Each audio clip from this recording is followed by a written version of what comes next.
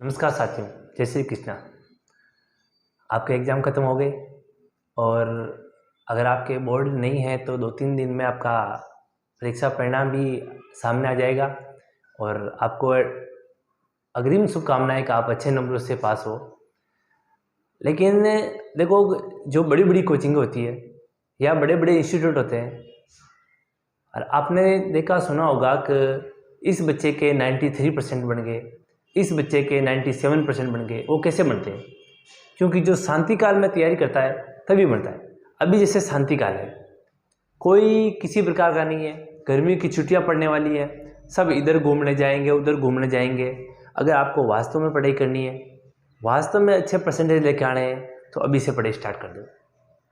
Normally क्या होता है, बाकी सब्जेक्ट तो ईजिली हो जाते हैं, लेकिन सबसे ज़्यादा जो हार्ड लगता है बच्चों को अपने ग्रामीण परिवेश में, वो होता है गणित। उसके पीछे रीज़न है कि गणित की जो प्रॉपर बेसिक होता है उसकी तैयारी कोई करवाते ही नहीं है, और जो एडवांस मैथमेटिक्स होती है वो उसमें चले जाते हैं। अब जिस बच्चे का बेसिक कंप्लीट नहीं है, वो जो एडवांस गणित है उसको कैसे समझ पाएगा?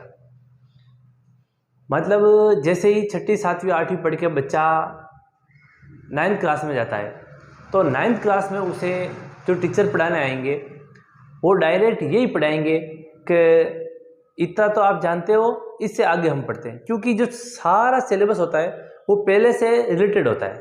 6ठी 7वीं 8वीं का जो सिलेबस होता है उससे रिलेटेड होता है। उसके आगे वाली चीज़ वो है, मतलब वो बेसिक है, और उसके आगे वाली चीज़ है वो आपको 9वीं 10वीं या 11वीं 12वीं में पढ़ाई जाती है, ठीक है। लेकिन अगर आपका बेसिक कंप्लीट नहीं है तो आपको 9वीं क्लास में कुछ भी समझ में नहीं आएगा।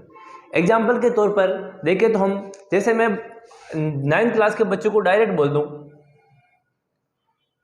भाई ये राइट एंगल ट्राइंगल, ये समकोण त्रिभुज है। समकोण त्रिभुज का जो आधार है वो 3 सेंटीमीटर है और लंब है वो 4 सेंटीमीटर है। आपको कर्ण का मान याद करना है। डायरेक्ट बोल दूं 9th क्लास के स्टूडेंट को, तो 9th क्लास को अगर पढ़ा रहे हैं तो हम ऐसे ही बोलेंगे कि आप जानते हो बोधायन प्रमेय या पाइथागोरस प्रमेय से कर्ण स्क्वायर इक्वल टू होता है आधार स्क्वायर प्लस लंब स्क्वायर। डायरेक्ट मान रखा और आंसर आ जाएगा। लेकिन जिन्होंने 6ठी 7वीं 8वीं में पाइथागोरस प्रमेय का नाम ही नहीं सुना है, वो इस प्रश्न को कैसे कर पाएंगे? उसके लिए तो ये एक पहेली बन गई भी, ये होता क्या है। और नॉर्मली गणित रटने से नहीं आती है। गणित का मतलब सीधा सा ये समझ जाते हैं कि सूत्र याद किया गणित आ जाएगी, लेकिन जब सूत्र याद करना जाता है तो सूत्र याद होते ही नहीं है। और रटने से तो गणित कभी नहीं आएगी।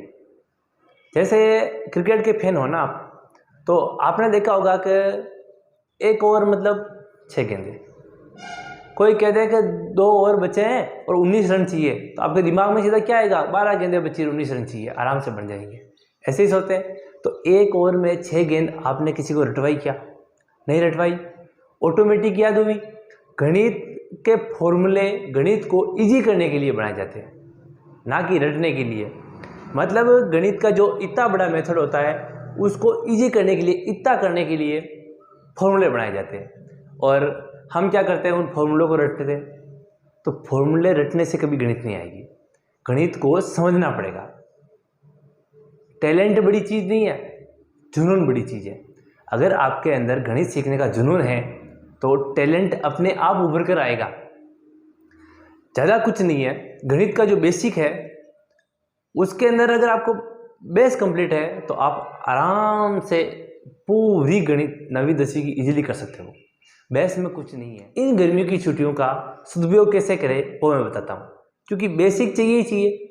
तो इन गर्मियों की छुट्टियों में आपकी शर्मा कोचिंग क्लासेज आपके लिए लेकर आ रही है बेसिक गणित का कोर्स, जिसके अंदर आपको सिखाए जाएंगे जोड़, बाकी, गुणा, भाग, एलसीएम, एचसीएफ, प्रतिशत, लाभ हानि और औसत, चक्रवृद्धि ब्याज और ब्याज। ये जो नॉर्मल होते हैं ना, ये गुणनखंड है, अभाज्य गुणनखंड हो गया, और ये वर्गमूल, घनमूल, ये बिल्कुल नॉर्मल चीज़ें होती है।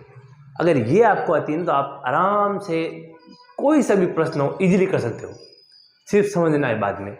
अगर आप डायरेक्ट 9th क्लास में जाएंगे और ये चीज़ अगर आपको नहीं आती है तो आप ये चीज़ सीख भी नहीं सकते हो उस टाइम, क्योंकि 5-6 सब्जेक्ट का भार होता है। तो आप ये तो नहीं कि सबको छोड़ के बेसिक सीखने लग जाओ। तो ये जो 2 महीने की गर्मी की छुट्टियाँ हैं, इसमें आप अपना बेसिक कंप्लीट कर लो।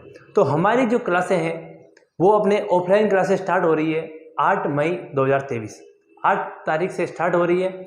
जल्द ही अपना रजिस्ट्रेशन करवा ले, क्योंकि हमने बैच सीमित बना रहे हैं कि एक बैच में 20 बच्चे हो तो बहुत है, फिर अगला बैच नया बनाएंगे।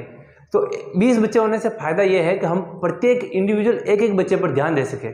तो भाई इसकी इम्प्रूवमेंट कितनी है, इसकी इम्प्रूवमेंट कितनी है। अगर आप बच्चे नहीं हो, अगर आप पेरेंट्स हो तो भी ध्यान देवे, क्योंकि सबसे कम नंबर गणित में आते हैं लेकिन अब नहीं आएंगे। अगर आपका बेस कंप्लीट हो गया, आपका पूरा बेसिक क्लियर हो गया, तो आप कभी भी गणित में कम नंबर नहीं आएंगे। ठीक है, धन्यवाद।